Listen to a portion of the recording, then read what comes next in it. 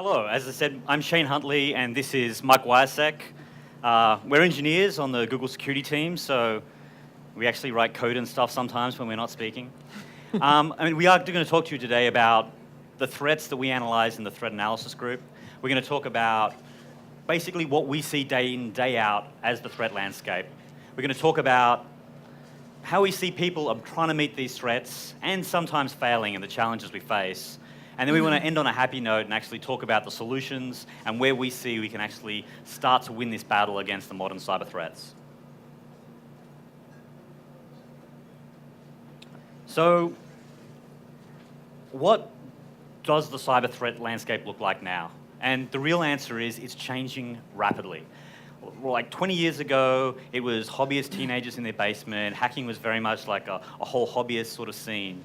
But more and more, every year, every day, we see the professionalization of hacking and we see the professionalization of cybercrime. We're seeing that pretty much as the economy comes online and as money and more transactions come online and more of our lives become digital, then so does more of the crime. And wherever there's an opportunity for profit, then crime will follow. And we see professional crimes up to the tens of millions of dollars for single events in everything from fraud to scams to theft of information, or even anything else that could kind of come your way. What we see is that one of the primary tools that they actually use to actually perform cybercrime or even the state-sponsored threats, which Mike will go further into, is actually getting malware onto users' machines.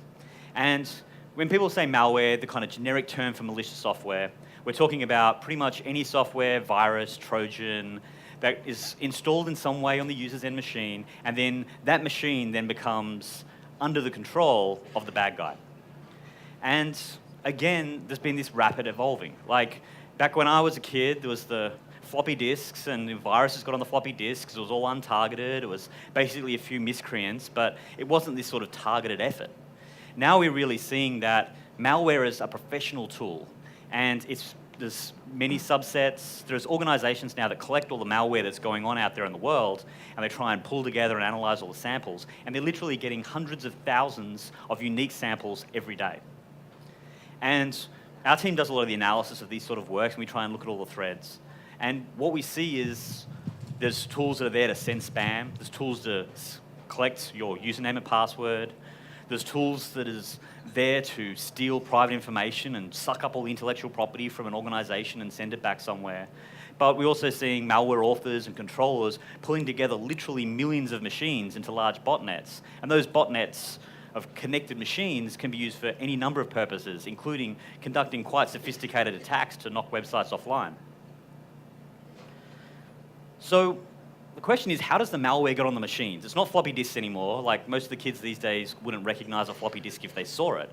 So the big growth area from the attackers, both the cyber criminals and the state-sponsored, is these malicious websites. So it's either a website they've put up, or they've managed to hack into somebody else's website of where somebody already visits, and they're able to put their own malicious payload there. And how it works is, you're on the web, you visit the website, and because of some weakness or vulnerability in the system you're using and the malicious code on this website, then the malware gets transferred from the website onto the machine, and then that machine from that point on is under the control. And it could be any of these different sorts of malware for all the different purposes I just previously mentioned. We've been tracking this at Google. We do a good job of scanning the internet and seeing what's out there, and we're seeing literally 30,000 new attack websites that put malware on people's computers every week. The other thing we see is a growing trend is 15,000 websites for phishing. That's phishing with a PH. And that's where the website tries to trick users into giving credentials. So they ask for the password and username and password. They might pretend to be like a Facebook site or a Google site or some other website, and then the user thinks they're logging into that system. They provide the username and password, and then that can be used for the bad guy to access the service. And even worse, in many cases, users use the same username and password across many sites. So it may be some message forum that they've managed to trick the user into entering the password, but suddenly that same password can be taken from here and given into the banking site, the email site, the social network, and the rest of their digital life.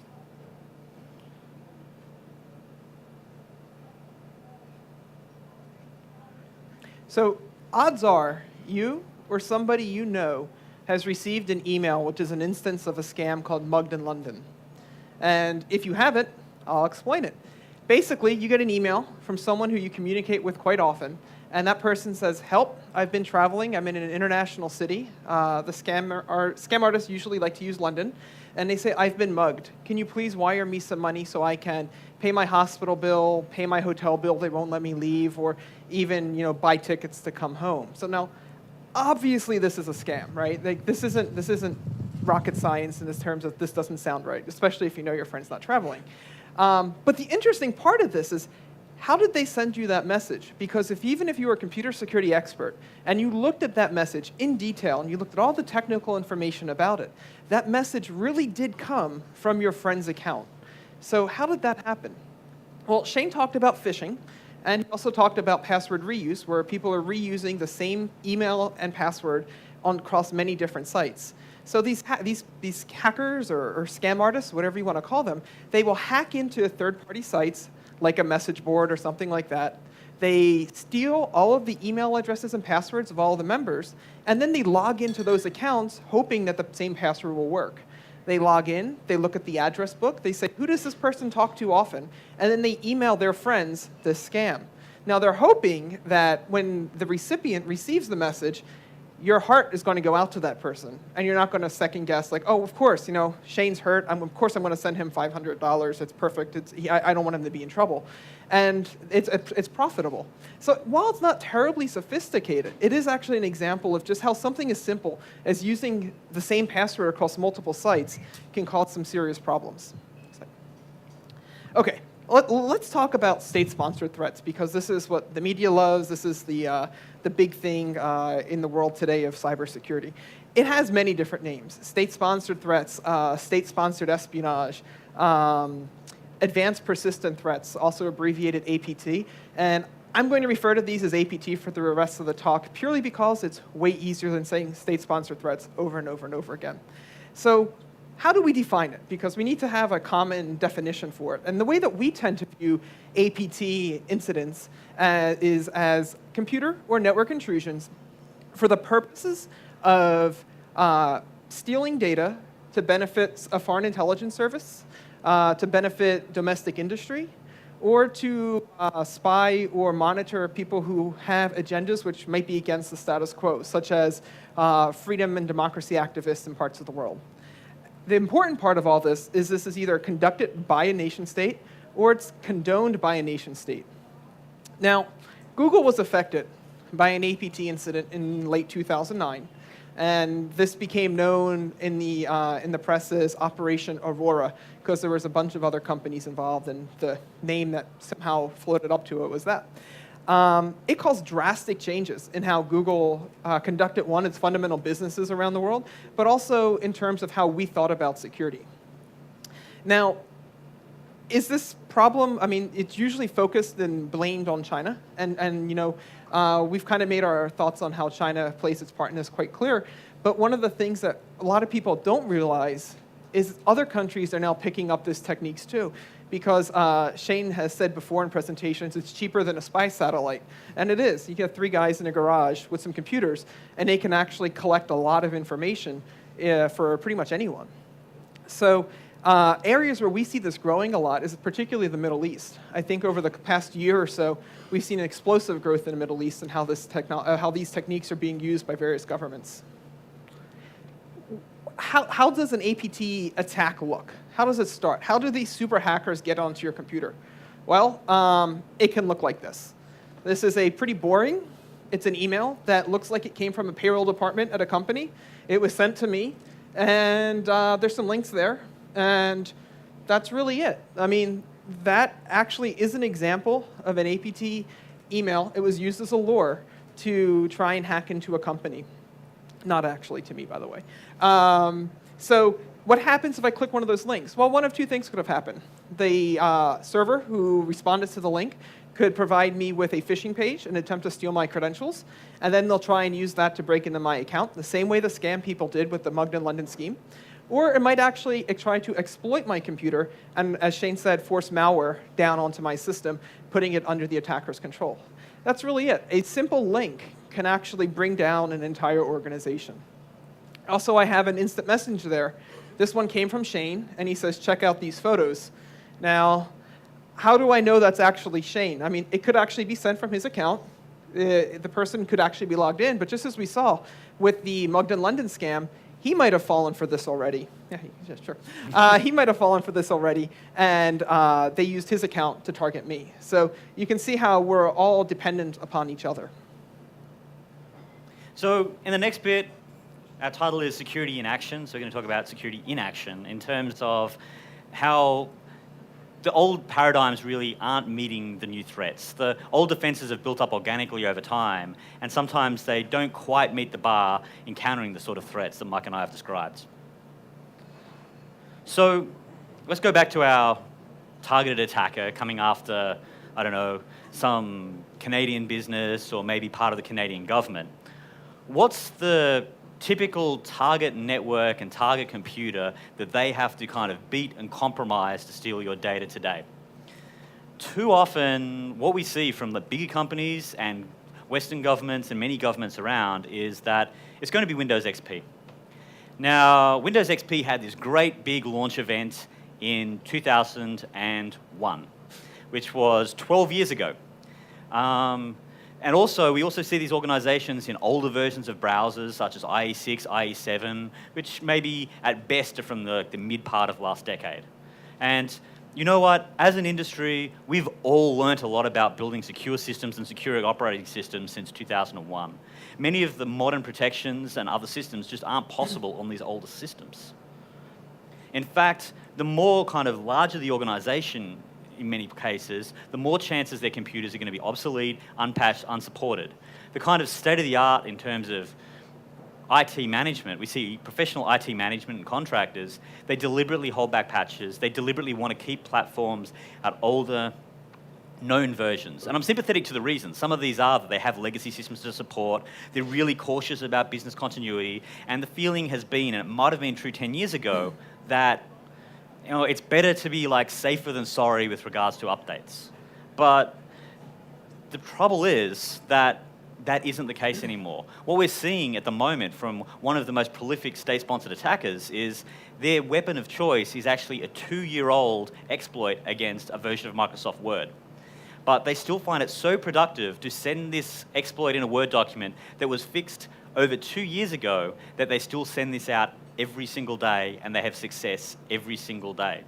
And the reality is that we can't have years of patching cycles. The attackers move in the realms of hours, days, at best the slow ones move in weeks. We can't have governments and industry moving at the rate of months and years.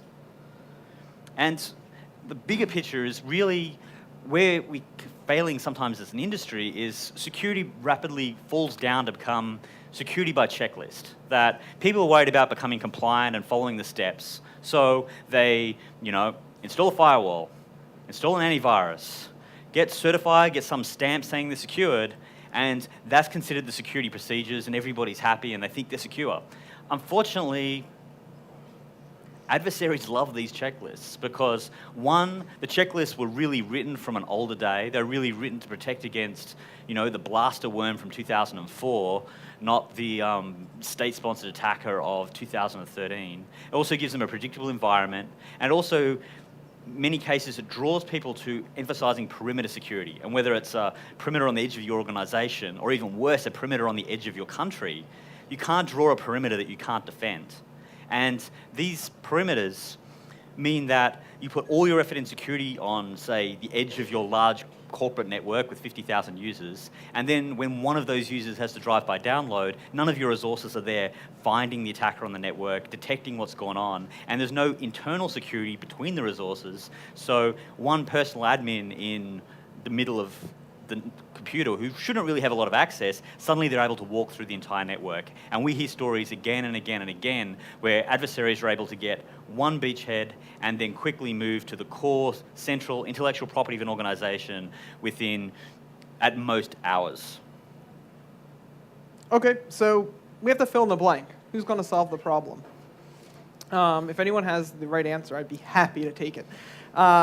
But the fact of the matter is, for advanced persistent threats, for cyber threats, even for scams, right? Everybody is a target. If you're an individual, if you're a government, if you're an NGO, if you're a charity, even if you're a religious institution, your activities are of interest to somebody. And that's kind of a very profound statement. Now, if you're conducting cybercrime type things, you're stealing credit card numbers, you're committing scams like Nigerian 419 scams. I'm sure everyone's gotten an email from Mr. Timothy so-and-so in Nigeria who wants to give you $70 million. The problem with that is it's really hard for law enforcement to identify who's actually conducting these attacks, who's actually behind this, because you have people who are able to literally hide on the internet across borders all over the place. And while it may be illegal here and in the destination country, actually figuring out who's responsible is often very hard. On the flip side, if you're a target of a nation-state hacker or state-supported cyber espionage, who's on your side there? And the answer is it's not entirely sure. And the reason why is security and intelligence services, they may know more about cyber threats than your IT admin does. They may know more than anybody. But the problem that they have is they're not really geared to sharing information proactively with companies. You have the, next slide. Oh, yep, collaboration is not easy. I mean, even if you were able to sit down with CSEC or any service who might be able to help you more with this and get them to actually be able to tell you more about the threats as you face them, that information is usually highly classified. So being able to take that information and leverage it to actually protect your network is incredibly difficult. Also, very few businesses and organizations have the technical means to take actionable threat intelligence and deploy that on their network in a way that you can actually make it safer. So collaboration in that sense with government for companies can often be very hard. Companies are also reluctant to collaborate amongst themselves, even within the owned industry, over fears of competition, regulation, or simple image. People didn't really come forth with being victims of APT attacks until Google did in 2009, where we wanted to make this part of the public discourse. We realized we would never get people to engage with it if everyone kept it under the rug. And so by bringing it to the public discourse, we're really happy to see as companies have suffered these events, and it's going to continue, that they are able to go out there, feel comfortable and make it public, and then actually raise the whole bar for industry, because the light of day really does have a big damper on these types of attacks. Okay, so we talked about threats, we talked about doom and gloom and how this is all, a hard battle to fight. So let's actually talk about some solutions, which you might have guessed we're going to base on the cloud. So the cloud is just pretty cool. I mean, I'm just impressed by it as a computer scientist. If I'm an IT administrator, which I used to be before I came to Google, if I was working in an IT department at a company and I had to add five new users to my mail server, okay, I can do that. But suppose the CEO came down to me and said, great, we're going to now add 50,000. We just acquired this company. I'd be pulling my hair out. I just can't add 50,000 new users to my infrastructure. I'm not planned for it. But with the cloud, you can. If you need to add 2 users tomorrow or 200,000, the cloud is ready and waiting to expand. You get to take advantage of all of the scalability and all of the infrastructure that industries have bought to invest into their cloud platforms. One of the things that the cloud gives us, which I think is also really, really cool in terms of security, is it changes the game for security and for defending users from malicious activity. And here's an example. In 2011, we put up a blog post where we announced a phishing campaign against, a very successful phishing campaign against thousands and thousands of people. These people were US government and Korean government senior officials, reporters, journalists, military leaders, NGOs. It was pretty much anyone who was of interest to people, likely in Jinan, China, which is where we trace the attack back to. Now, the reason why we were able to find this in the first place was just a couple of users sent us the emails that they got, like that boring payroll email. They sent it to us and said, hey, this looks fishy, can you look at it? And when you look at that, and you can leverage the power of the cloud, it unveiled into taking up tens of thousands of people, and it was a big deal that we were able to find this. Had that not been on the cloud, had that been isolated mail servers at all of these different organizations, no one would have ever seen it. It would have gone undetected. And so the cloud affords us ways to detect malicious activity and stop it in ways that no one ever really would have thought possible. So I'll talk about one of our other big programs in security team, which is designed to counter some of this threat of the kind of malicious websites where people are getting compromised for. The system's called Safe Browsing, and what it's designed to do is it provides this warning and protection for users as they surf the web. So we, as I mentioned, there's all these attack sites, there's all these phishing sites.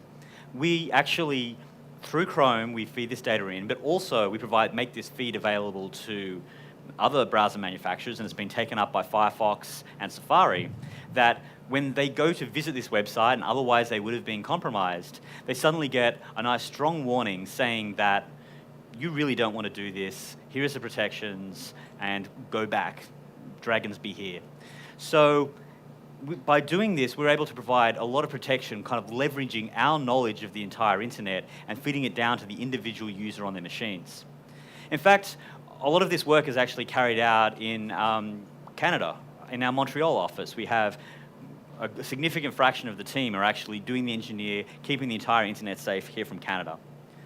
And here's an example of what you get. It's not exactly subtle. Like, if you're expecting to be getting some kid's website and you're getting this, we're trying to make it a strong message saying you really shouldn't do this. Of course, the user can actually click through if they really want to get exploited, but we're trying to make it very clear to the user that this is a bad idea. We also provide mechanisms for the actual website owners who actually get pulled in. And in many cases, they have been hacked themselves, and the malicious code that's going to exploit the user isn't because of their website that they set up, but because they were insecure. And we provide mechanisms of what they have to do to clean up, some guidance on what to do, and also a mechanism where they can ask to, once they have done the cleanup, for us to re-look at the site, reanalyze it, and then if they have been cleaned up and it's now safe to go, to kind of take down the warning and get them back at business as quick as possible.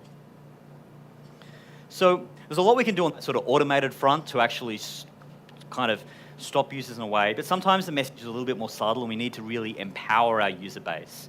And we've been experimenting with this, and we've been really trying to believe that, especially for certain subsets of users, they really need to know more about the threat. And sometimes the threat varies between different users. So if you look at the top message there, our team really has, through our analysis, discovered that over a period of 3 months, roughly, we were able to see that there's tens of thousands of Gmail users that are targeted by some form of state-sponsored threat, whether it be malware, whether it be phishing, or attempts against their account, which the numbers are quite mind-blowing, the fact that there is actually tens of thousands of these attempts that are able to be detected in a 3-month period. So overall, we have our individual protections against the different attacks, but what we thought it was very valuable for these users to know is that they weren't just getting a Nigerian scam, but there is something about them that has made them targeted. So we gave them this specific message to say, state-sponsored attackers are attempting to access your account or computer. And then we provided some specific information about the steps they can take, because these state-sponsored attackers aren't necessarily geniuses. The attacks are counterable. We shouldn't give up all hope. We just need people to take some of these steps. And we provided some specific guidance for them. And we have seen evidence that the awareness has helped, and also the steps has helped in making these users more secure. And some of these users are some of the most vulnerable people in some of the most sort of tyrannical regimes. In the bottom half, you see one of our more generic warnings where we've at times been able to tell from some aspect of people visiting our website that we know they're compromised with some more general purpose botnet or malware. And then we put out the message again of okay, we know you're infected, here's how to fix it. And I think we need to have more of this communication. We want to make it so they don't have to do too much work, but sometimes we do need to engage the user and make them help us out. So, as I said before, after Google had its APT incident in 2009, we fundamentally changed how we thought about security. And this goes back even before that, but it's something I wanted to call out, that Google believes that all of your applications, devices, tablets, software, operating systems, everything should be secure by default. Out of the box, freshly installed from the store, it should be secure. We abhor the idea of security by checklist. There's no set of things you should need to do when you get home to keep your machine or your new device secure and protect your private information. We want you to keep that information private. So Google really tries with all of its products, especially Chrome OS, Chrome, everything, Android having updates. We want to keep your system secure. And we're trying to bake in, not just at the perimeter level, but from individual parts of the program to the program itself, to the operating system, to encrypted network communications between you and the cloud, to encryption in the cloud. We want to keep everything safe every step along the pipeline. And the way Chrome does that, just to point out, because it's something a lot of people don't often hear about, is Chrome actually has some pretty sophisticated, what are called in the software world, sandboxes. And the best way to think about that is individual parts of Chrome, individual parts of the browser, actually have like firewalls built around them. So dangerous things like, say, downloading and opening an attachment are actually confined in an area where if they are malicious, they can't cause damage to your computer. So not only is the whole browser built to be secure, but parts of it are actually intended to be more secure than others when doing risky operations. So it's just a way that we're trying to bake security in from that early design all the way up through the cloud. We also are pushing to say that out of date is obsolete.